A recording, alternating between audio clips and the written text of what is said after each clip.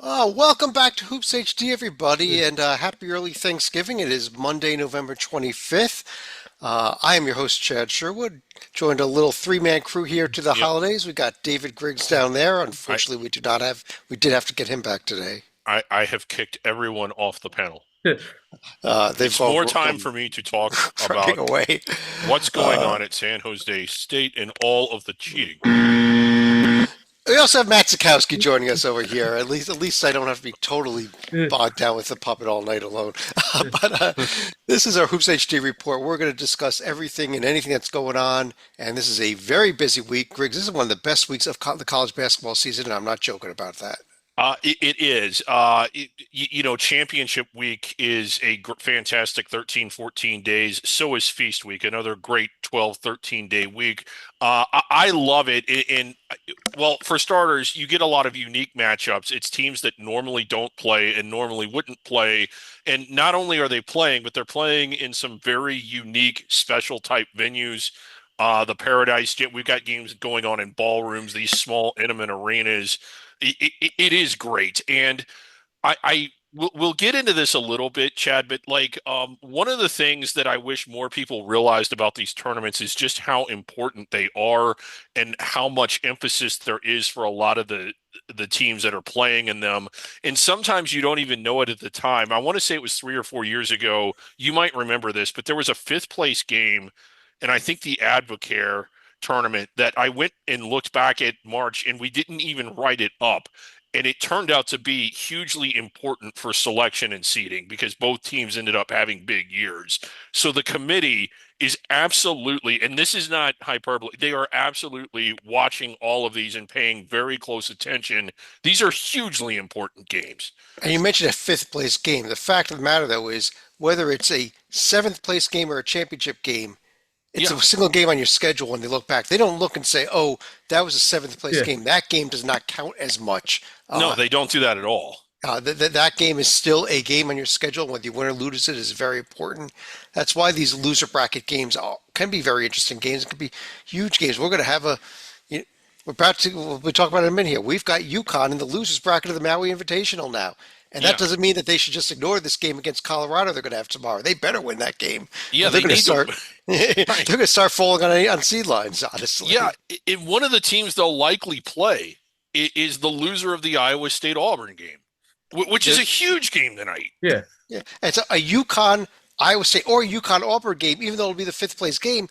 That'll be a huge game Yeah. for both teams I mean, that might be when one of that the happens. bigger wins that either one of them manages. And on nowhere on any profile, in any metric, in anything, is it going to matter that it was a fifth place game. Let's get to some games. So let me pull the screen share up here. And we normally start with the top conferences. I thought we'd start tonight in the American because of what happened this afternoon between Memphis and UConn. And Matt, did we lose you there? I think we lost Matt also. Let's try to get God. it back. So, Yeah. Griggs, I was going to ask Matt about this Memphis UConn game, but I'm going to guess I got to throw it over to you here as well. What a game! Memphis thought they had this thing on cruise control late. UConn came storming back, yet Memphis found a way in overtime, thanks to significantly in part, to the Danny Hurley technical. Yes, that had a lot to do with it. Memphis, as you said, was on cruise control, and they'd had a really good season. One of the games that impressed me about their ceiling was the one right before this against San Francisco. It wasn't in their on-campus arena, but it was still a road game against a really good team, and they did not have a good first half, but they made adjustments and came out, had a really strong second half, and I think everybody left that thinking, I'm a much bigger believer in Memphis than what we normally are, but I still wasn't expecting them to win this one today. But oh my God, they just went out there. They made big plays through most of the second half. They did sort of come apart at the end with turnovers, some coaching mistakes maybe, and UConn forced overtime. And you mentioned the technical fouls that when it looked like UConn was actually kind of pulling ahead and had the momentum their way, that shifted it back. Hurley just sort of blew his lid, I guess, and it ended up being a huge factor in that. And But if you want to see something ridiculous, watch Hurley's post-game press conference. I won't say any yeah, more of it, but he made up. some of the dumbest excuses I've ever heard of, Yeah. as opposed to just owning it. I mean, he's screwed up. Honestly, you cannot put yourself in a situation where the refs have any shot of calling a technical on you in overtime in a close game late. You Yeah. just can't do that. You cannot do it. And I he think. earned it. And one of his explanations was, I thought, really good. He didn't know one of the refs. Oh well, yeah. I Yeah. mean, that makes sense. Yeah, that makes complete sense. Uh, okay. Well, Griggs, real quickly here, in terms of the uh, rest of the conference, as we wait for Matt to get back on with us here, note that Wichita State is also still sitting here undefeated in the American. Yeah, let's go They ahead and pull them they picked up a and win. They picked up a big win over St. Louis. Now St. Louis was shorthanded for that game, although I yeah, think Avila is going to be back for the next game. But I'll pull Wichita State up here on the right. You want to yeah. talk a little Shockers basketball? Yeah, and one of the things that's impressed me about Wichita State, aside from the record, is that you look at this and it isn't exactly heavyweight wins. I don't know if any of these teams will be anywhere near the bubble, but they went on the road to Western Kentucky and won. They beat St. Louis, who was shorthanded, but they blew their doors off. This was a St. Louis team that's made up predominantly of players from Indiana State from a year ago that won the NIT, almost made the NCAA tournament. And this was another Wichita team that we weren't too excited about, or at least I wasn't in the preseason, that has really shown out, in my opinion. And Northern Iowa, not a bad team either, by under the radar standards. They won that rather handily. And I'm not going to say that they've performed at the level that Memphis has or lifted that much weight, but the Shockers have looked good. And when you look at the rest of the league, there are some bloated records here.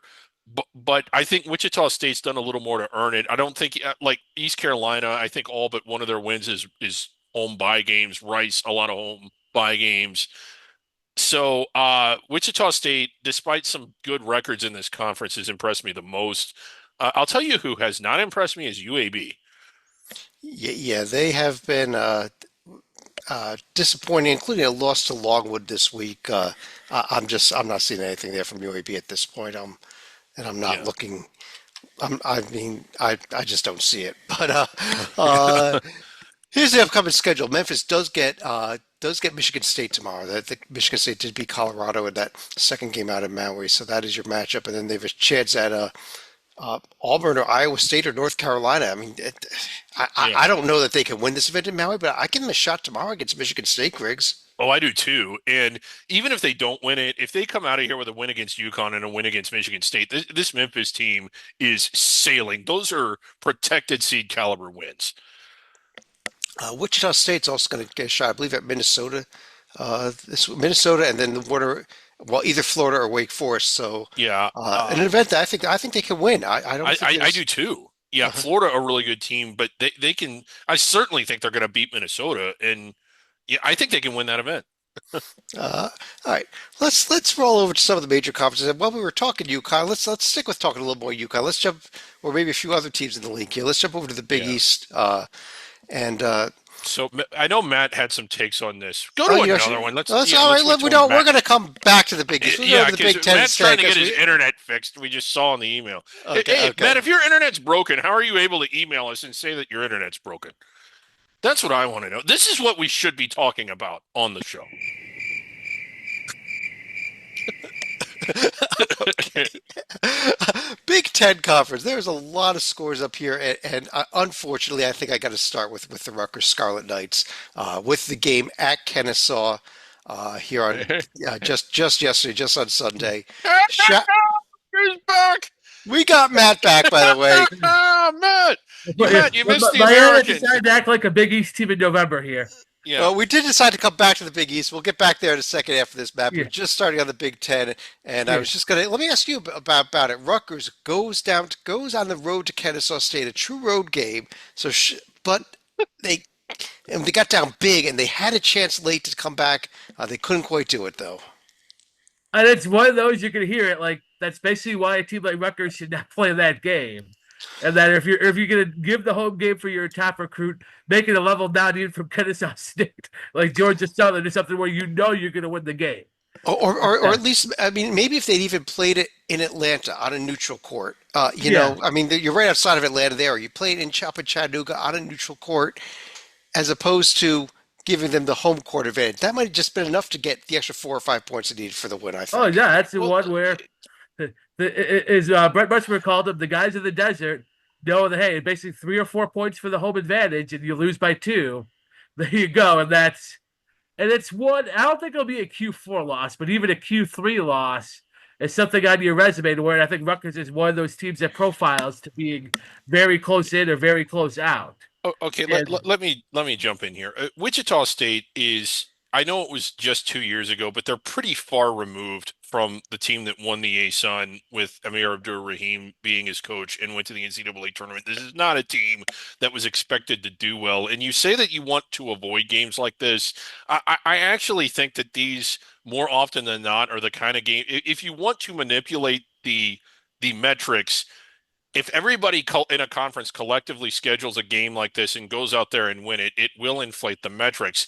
Aren't you a little concerned if you can't beat Kennesaw? How the hell are you going to go to Indiana and Purdue and Whiskey in Maryland in some of these snake pits in the Big Ten and win there? And I personally think that while the loss was, I mean, it is a bit of a bloody nose for Rutgers. Chad made a good observation that they did come back. I think they were just a little bit deer in headlights for the first time being on the road in front of an excited, hostile crowd. And now they're used to it. They might actually be a better team than they were before that game. Let me throw this out there, though, Griggs. You say, how can you, if you can't go to Kennesaw and win, how can you go to Indiana and win? How can you go to Wisconsin and win? How can you go to. Yeah. But let me throw you out there, though. When you went to go to Kennesaw and play that game, you are playing in Kennesaw's Super Bowl. This is the Yeah, you are. biggest game they've played in years. When you go and you play your road game in Indiana, it's just another Big Ten home road game for Indiana. It's not. It's not the greatest game ever for Hoosiers fans. And I think you're in a more hostile crowd at Kennesaw than you'd be up in Indiana, believe it or not. No, I believe that. Well, certainly more hostile or more electric because Yeah. in Indiana they got the students upstairs, and here they were all the way around the court. I mean, it was a great atmosphere. To your point, like some of those under the radar venues, and I know you know this, Chad, can get incredibly electric. Whereas, I mean, but Wisconsin, it's hard to win there. It's one of the harder home courts in the nation. Well, let's talk a little Wisconsin. In fact, Matt, I know you're a big Wisconsin fan. oh, Yeah. huge But one. they actually had a real good week, though, with their wins over UCF and Pitt. Oh yeah, that's what. But you almost lose last Monday at home to UTRGV, and then forget that. Then you go on a neutral court and you beat a UCF team who has some tournament hopes. Who already beat A&M, who's in the top 25 or if not close. And then you go beat I think Pitt, a legit top 25 team on a neutral court. And man, like you have those two neutral court wins, and if Arizona plays anything to their historical standards, at least under Tommy Lloyd, that might be three Q1 wins right there, and that's that's a third of your way to a protected seed, or maybe half your way to a protected seed. Yeah. Griggs, I think there's a couple of teams we do need to discuss in this conference. Let's start with the Cornhuskers, though. Yeah. They pick up the win at Creighton. Very impressive. Whether or not Creighton was kind of everybody or not, or any injury issues, still you win at Creighton. That says something, does it not? It says a lot, and one of the things about this game was that I thought the game plan and the execution and the in-game adjustments for Nebraska were masterful. They erased the paint. I know Creighton is predominantly, you think, outside shooting, but they are also a pretty good front court. Not that night. Nebraska just ate them for lunch. I thought their defense was outstanding. I thought it was one of the more impressive coaching. Fred Hoiberg is a great coach. I don't want to discredit anything he did before this. But didn't Nebraska, I know you all watch this, just seem so much more prepared and so ready to go on the road and neutralize what is a rather raucous crowd usually. Raucous crowd. Now I know Ashworth gets injured, which is huge for Yes, Creighton, and he's out indefinitely at this point too. So who knows? and I'm not saying that wasn't a big thing, but at no point before that was Yeah. Nebraska not dominant.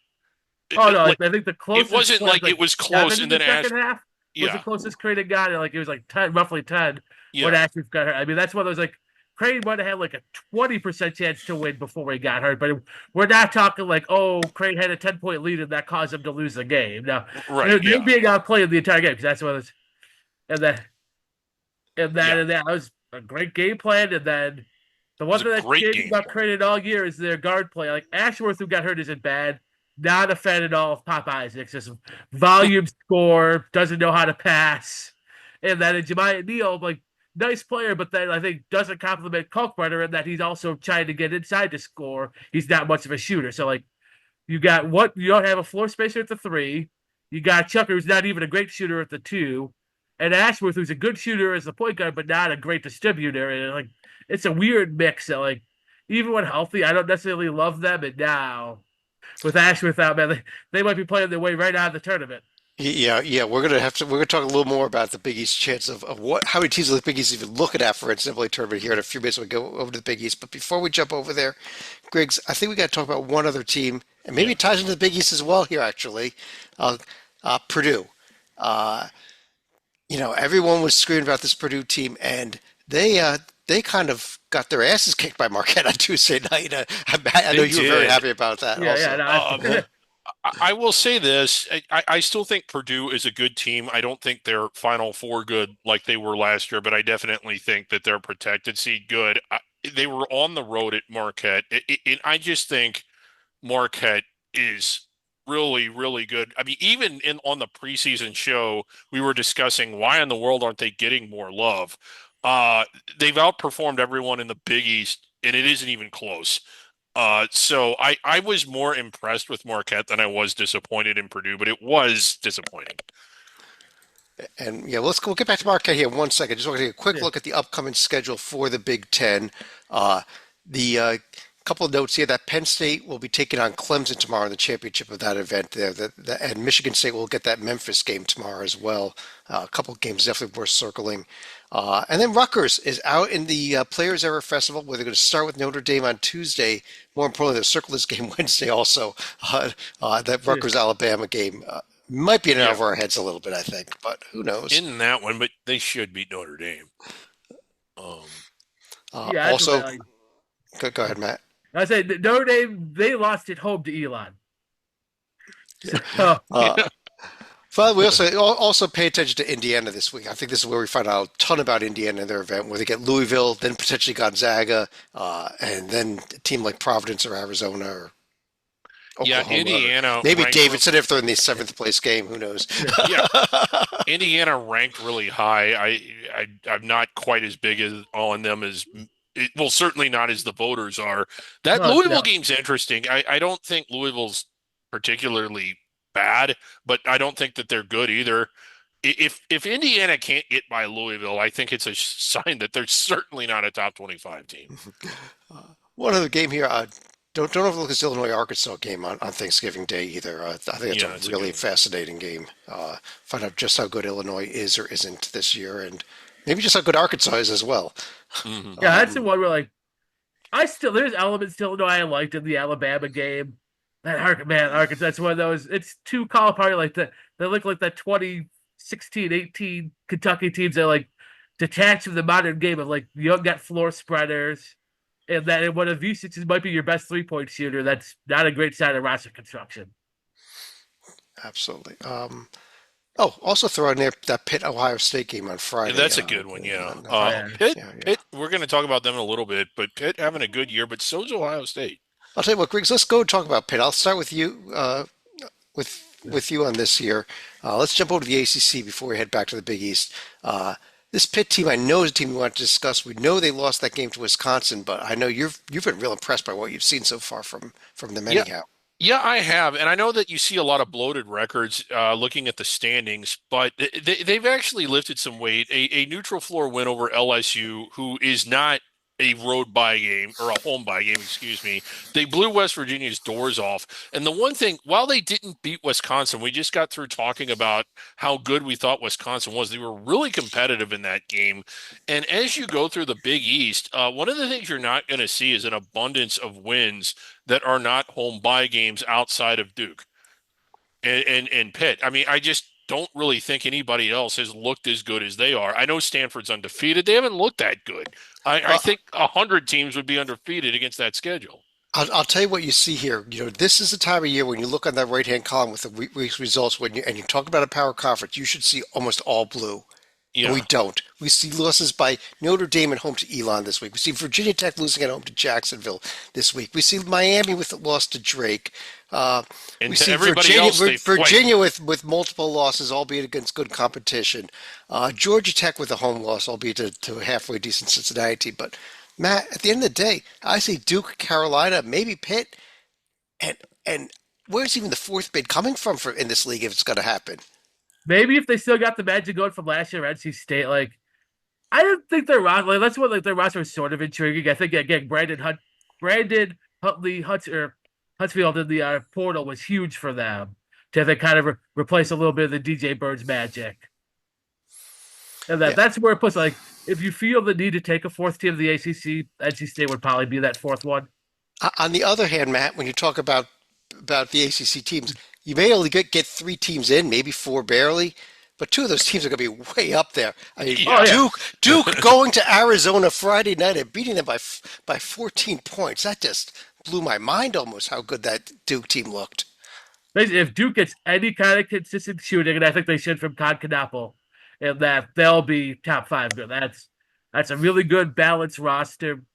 Wish they had a little more scoring off the bench. Like if they could get like one, like, I think in the portal they went two role playery, and they should have somewhere just got like a microwave score. But like that's still a nitpick. But that might be hey what keeps them from winning a national title. But it ain't going to keep them from winning about 16 or 18 games in the ACC.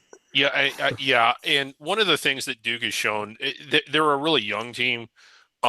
I think that loss at Kentucky made them a lot better. I don't know if they look as good against Arizona had they not played Kentucky first.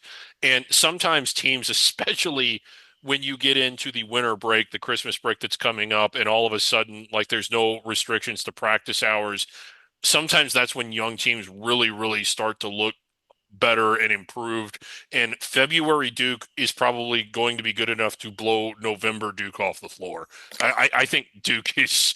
Yeah. I don't want to say they're going to run the table in this conference, but God, are they going to be Well, good? well, right now, Griggs, they're not looking at the conference at all. They got Kansas Yeah, coming on Tuesday, coming yeah, up Yeah. tomorrow. I mean, yeah, you've already played Kentucky, you've already played at Arizona. Now you get Kansas. I mean, uh, yeah. they scheduled pretty good, I think. They did, and I like that they did that, and I think that it's going to make them so much better. And of course, we're looking at North Carolina in the Maui. They're playing Dayton tonight, but they're assuming they win this game. They're going to either Auburn or Iowa State. Based on early returns, it looks like it might be Iowa State tomorrow Yeah, that they would get in the Yeah. winners bracket. As Iowa State has a big lead early against Auburn, but it's still very early in that game as we record this. But now, why don't we go ahead and jump over to the Big East here? And Matt, uh, again, I just asked, is there a fourth team in the ACC? Is there even a third team in the Big East at this Yeah, that's the point? one, man. Like I was just saying, like Marquette's playing their way like into strong protected seed conversation already. UConn, you trust it even after today. I'll trust the back-to-back national champions with this level of talent on their roster to at least be like 3-4 seed good. But man, after that, like St. John's, I mean, it's like still looks strong in the predictive metrics, but like they were strong in the predictive metrics last year and got left out. And Well, low enough, now yeah, St. John's, I I mean, they went double overtime with Baylor. They should have won the game. They didn't. Uh, yeah, they played really good against Georgia team that I think is undervalued here. So I very, hate to yeah. give them credit here, but I think St. John's is good, and I think the team that I have more questions about is Xavier than St. John's right now.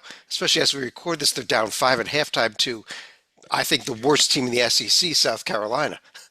oh yeah, no, Xavier. I thought they were kind of a wild card this week improvement, but like lead toward not having a whole lot of faith in them. And then Creighton, like some of their injury issues and even a little bit the roster construction issues. Like the one X factor for Creighton is they have a really good international player currently not eligible. They get him eligible, and he's kind of like a playmaking wing. Not quite Igor Debit at BYU, but at least sort of along those lines. And plus, like, the doubt is he's better played as a pro already, and like this pro team in Europe didn't want to keep him. So like they get him eligible, that could be the game changer they need. But man, like they're doing a lot of damage to their resume already, losing that home game in Nebraska, and that which will probably be Q2, and then maybe even Q3 if Nebraska gets eaten alive in the Big Ten. And then now this week, they probably could maybe still take San Diego State, although historically have struggled against Mountain West teams. So you never know that. And then I can't see this crane being beating A&M, and then whoever they get the last day of the Players Festival, that's one thing you can see them 4 or 5 losses in non-conference play and like suddenly having to ring up like a 14-6 in the Big East. Griggs, normally this time of year or any time of year, when we look at resume-based metrics like the SOR and the JNG, the worst team is DePaul. Yet here we Yeah. are with Villanova, clearly the worst team in the league. Seton Hall, according to those metrics, the second worst team in the league. DePaul, nowhere near the bottom of the league. I get all they do is beat directional Illinois schools like they did this week, but now up to 6-0. You got to give Chris Holtman some credit, don't we? Yeah, you do. And yes, they've only won home bye games. Last year they couldn't even do that. Last year they won 3 games total, and I think they lost every Big East game they played. Weren't really competitive in very many of them. Now, they're not going to be at the top of the league. I don't think anybody, the rational part of everyone's brain is telling them that they're probably going to be at or near the bottom once they get in the conference play.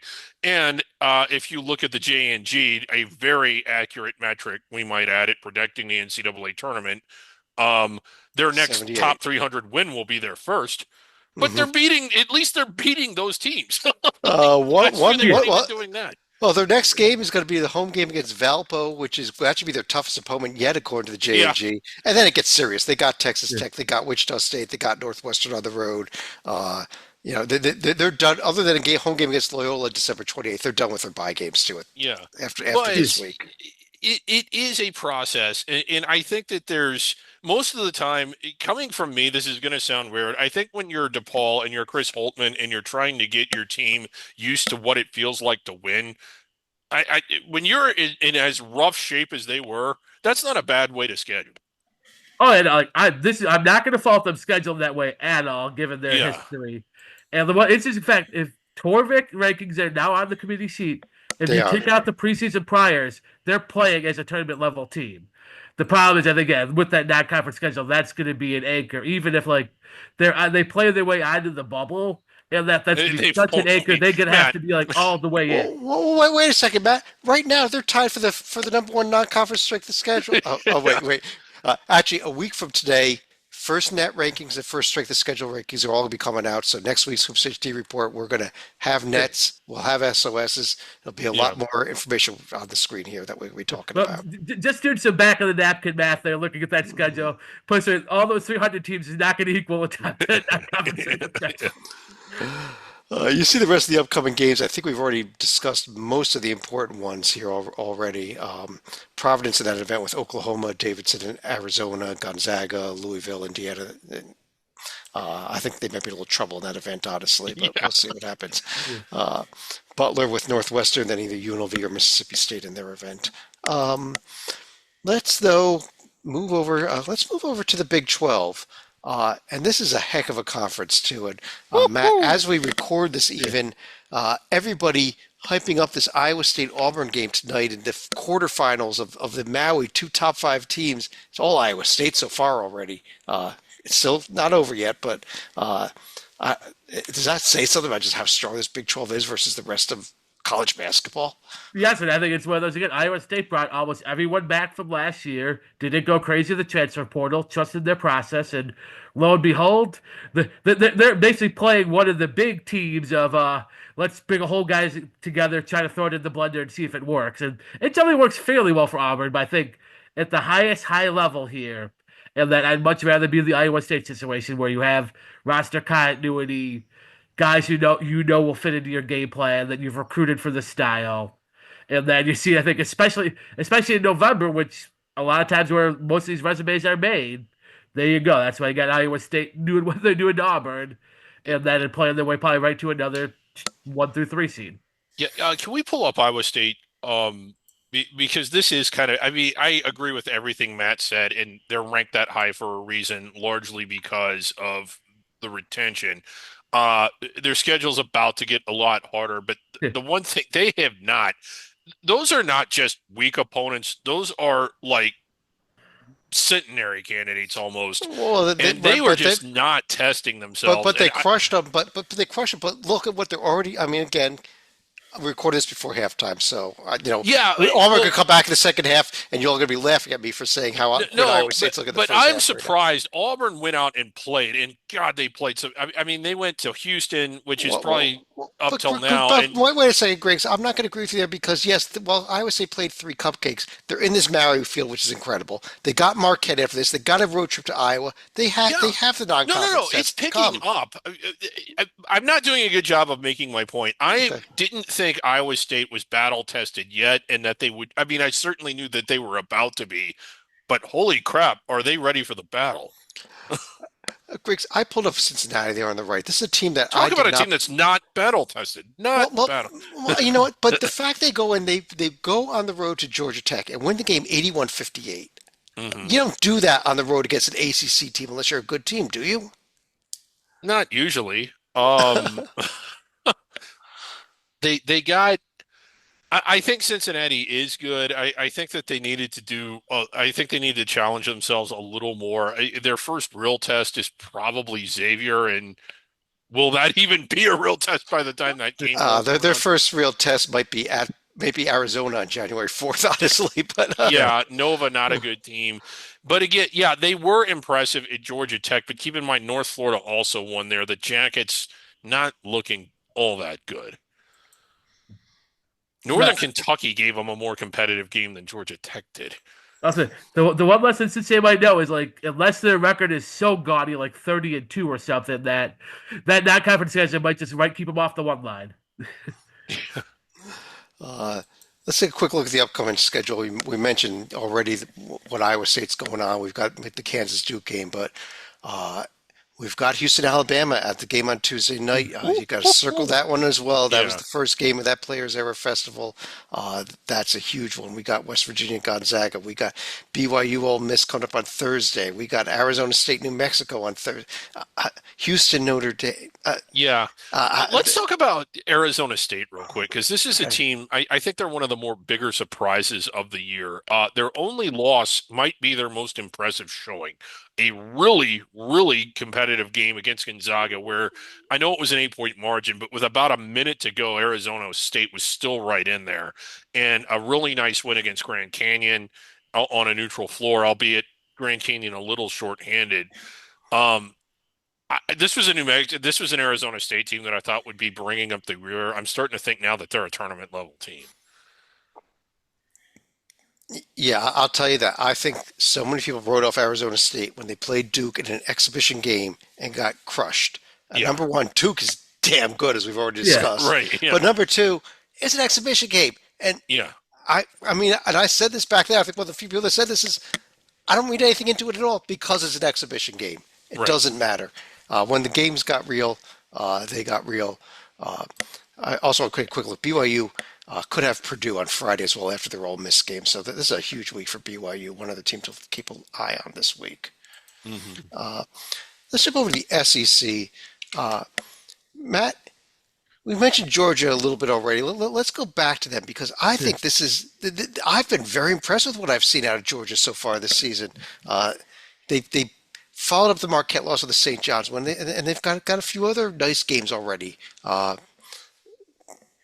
Well, at Yeah. Georgia Tech, I guess is not that nice, but it looked nice Yeah. back then, I guess. No, I just this. think, thanks to that lovely TV situation for the Marquette game, it was the first game in years I listened to on the radio because I wasn't paying $20 to Flow Sports for one game. And that, but still, even following along on the radio, you tell like it was a fairly close game most of the way. Like 11 probably doesn't speak to what the margin like. Marquette briefly jumped up to 15 early in the second half, but then Georgia snapped it right back to 3. So like it was played fairly close most of the way. And then Marquette kind of pulled away a little at the end in that. But that's one, and then we know Marquette's top 10, top 15 good. So like that's playing competitively with them. And then more importantly, the next day you just beat a good St. John's team. At least I think good St. John's team. Whether they said like their NCAA selection process might be a little hairy now after this week, but they're still a pretty good team as long as everything sticks together and there's an issue with Devion Smith. But and that the one thing like the good thing is getting that St. John's win, and if you can do a little more damage non-conference, although I don't see many opportunities. 8-10 or Uh, 9-9 in the SEC might get you in. Yeah, only Notre Dame. I guess the Grand well, Grand Canyon game. Canyon Yeah, is a yeah. Yeah. decent game, and But South but the Carolina. thing is you have the shots in conference. You mean you have Yeah. Oh yeah. so Look many at shots in conference. Look at those Yeah, just numbers. get a couple of those roadies and do decent job at home, and there you go. Like do yeah, basically what Mississippi State did last year. and Charleston Southern, not a strong opponent. Um, Griggs, how about over the right side there? I pulled up the Vanderbilt Commodores, another team. Yeah, They got the win over Nevada recently. They did follow up with the loss against Drake, but they've already got Drake's Seton Hall, Cal, and Nevada name brands at least on their resume. Well, yeah, that's just it. And I mean, like, are those super quality top 25 caliber wins? No, but they're not home buy games either. And for a Vanderbilt team that many of us, or when I say many of us, I mean at Yeah. least I did not expect them to be a factor. That's not a bad performance. Their only loss was to Drake, who's good. Drake is good. And Nevada is Yeah. really good. I was probably very impressed with that win against Nevada. And it's just, wow, how many good teams are there in the SEC? And that's the problem, Matt, is how many good teams are there in the SEC? Because you look at this on the far right columns here are the current rankings in the AP and the coaches poll, either in the top 25 or teams receiving vote where they would rank. There's only three teams in this conference that did not receive votes this week in one of the two polls.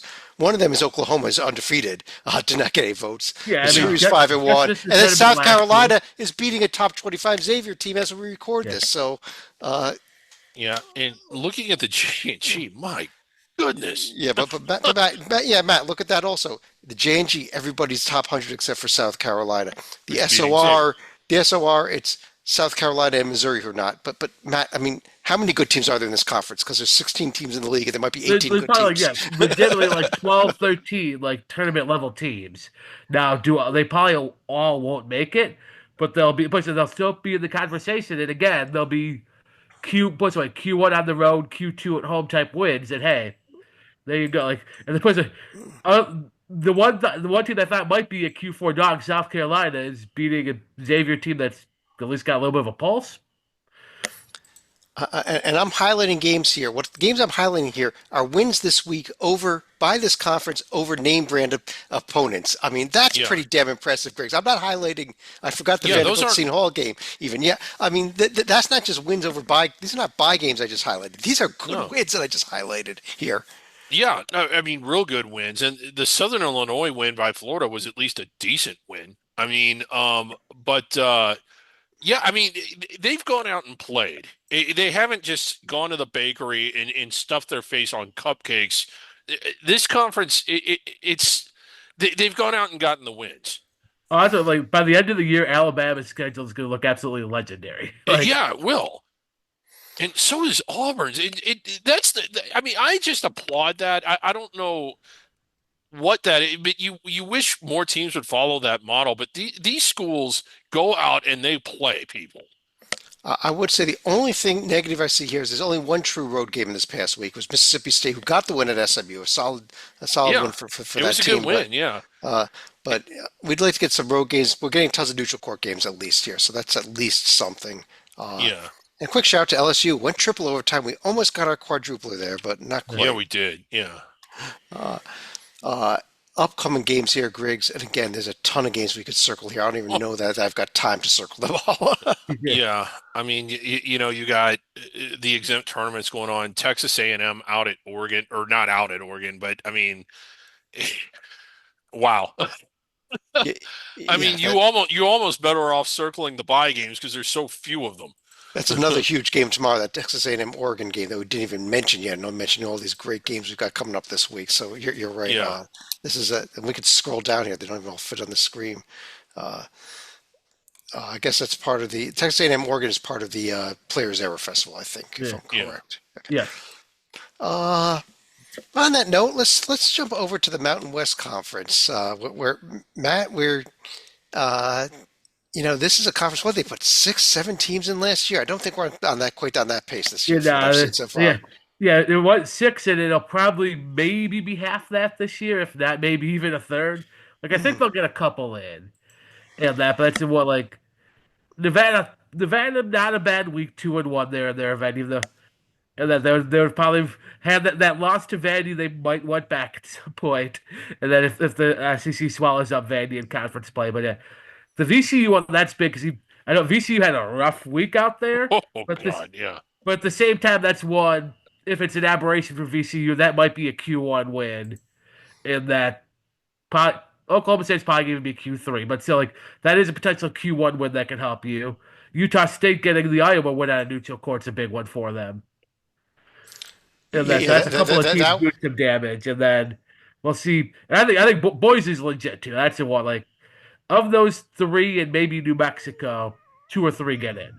Yeah, Griggs, real quick, that Utah State was impressive with that win, neutral court win over Iowa, I and thought so. Yeah. Boise State today against South Dakota State. Whew, they What barely a pulled up. game! Oh Hey, man. they got the W, and this is a South Dakota State team that's actually had some life in non-conference season already. So Yeah, they did. don't just write them off as being a you escaped a bad team. I think you escaped a pretty good team actually. I think they escaped a really good team, and in fact, it's South Dakota State won that game. Are we starting to talk about them on under the radar as being one of those bubble crashers?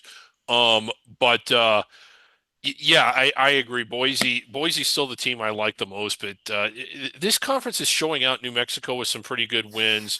UNLV better than expected. San Diego State a little disappointing, and of course we got to look at. I mean, we need to use our resources to investigate all of the cheating that's gone on in the five San Jose State games.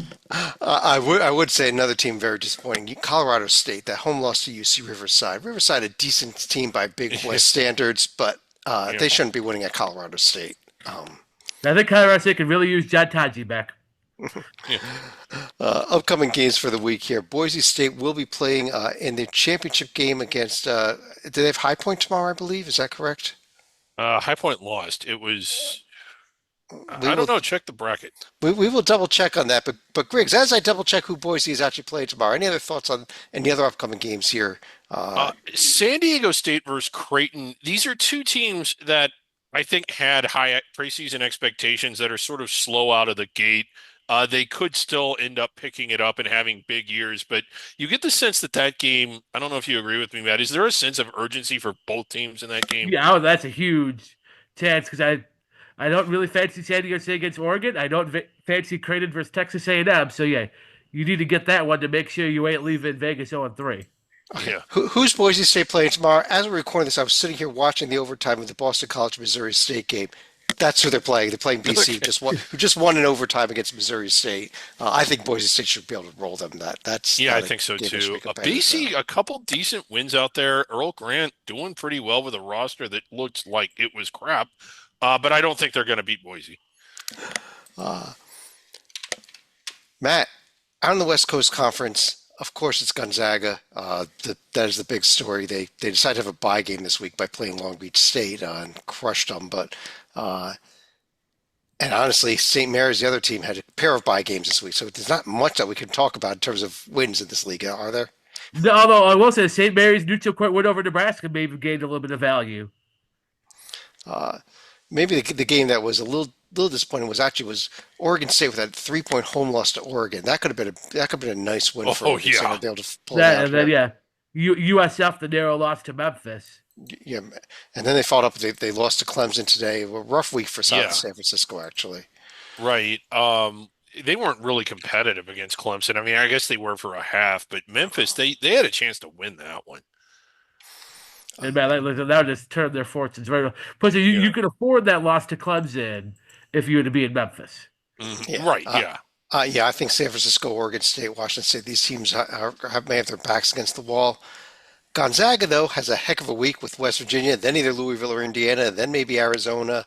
And St. Mary's in that event with USC, New Mexico, and Arizona State. Yeah. Greg, so we're going to see a lot out of these top two West Coast Conference teams this week, Wednesday and Thursday, Friday. Yeah, I think so too. Gonzaga is just ridiculously good. I think that they might be. I keep touting Houston. They might be the most impressive team so far. Oh my God, are they good? And one last league, real quick here. The Atlantic 10 we still cover on this show. They've got a couple. Yeah. They got five undefeated teams. They have such wonderful things, such as, let's go way down here. Richmond, I guess it was a 10-point final against Florida Tech. They were down. They were only up two with about a minute left of that game. That's Um, non-D1 Florida Tech here tonight. This league has been. There's not disappointing. much. There's not much talk about it. Maybe the top five teams there though are still undefeated though. Correct. Okay. Yeah. Oh, Matt, did you have Either one of something? you. Go I'll just ahead. say Joe's beating Texas Tech on a neutral is. Even if St. Joe's itself ain't a tournament team, that's one of those that might help kind of the league through osmosis. And Um, St. Joe's will be competing for the Big Five championship in December 7th as well well, in that event.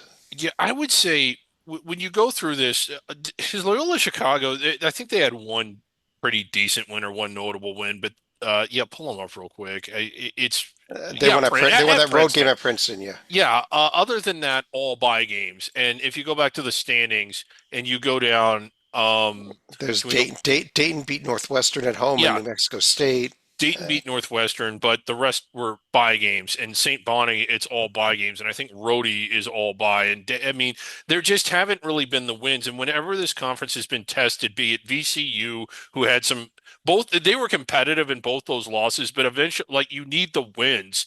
And And then see, oh, that quite might be a Q3 loss right there. yeah, Yeah, this was a heartbreaking week for VCU, honestly. Overtime loss to Seton Hall, 3-point loss to Nevada. At least they pick yeah, up the win over a pretty bad Miami team, but right. they could have This won.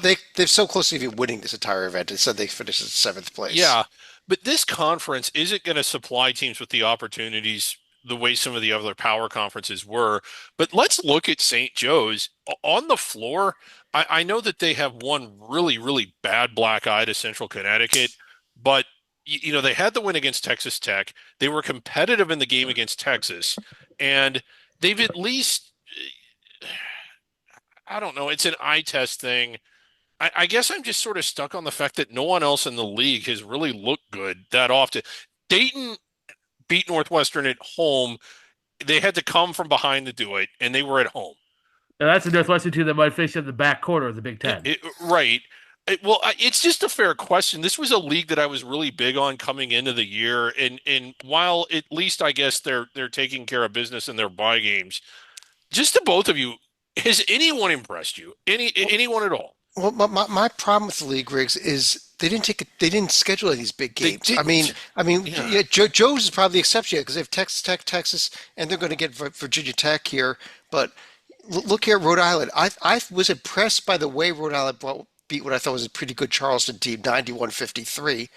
But again, it's probably going to be a tier three win because it was at home. Yeah. And what else do they have? They get a home game against Providence and then conference play. Matt, your thoughts? I'm looking for a chance for quality wins, and they don't Yeah, have that's it the one. Like in or out of conference. I would Yeah. say that's the type of schedule in Rhode Island you got to go like 28-4, 20 something like that to have a serious chance of getting that large because your SOS is non-conference is gonna be in the 300s and you're not gonna have a ton of you're not gonna have a ton of Q1 wins or big time opportunities in the A10. So like you're gonna have to put up a super gaudy record to make it with that SOS.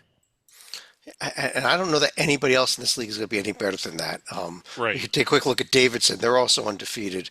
Oh, you beat East Tennessee State, VMI, and Bowling Green. Yeah, and those aren't even good under the radar No, teams. I mean, they are in the big event here with Arizona, and was that the battle for Atlantis and Oh Gonzaga? yeah, man. Yeah, they are in the battle for Atlantis, but I expect them to finish seventh place. I'd be shocked if they don't finish. Sorry, eighth place. I'd be shocked if they don't finish eighth Well, place. maybe they beat West Virginia in the seventh place game, but yeah. Maybe. yeah. That's also a maybe. That's not a guarantee, but like when we're Yeah. thinking best case scenario, it's probably the seventh place win.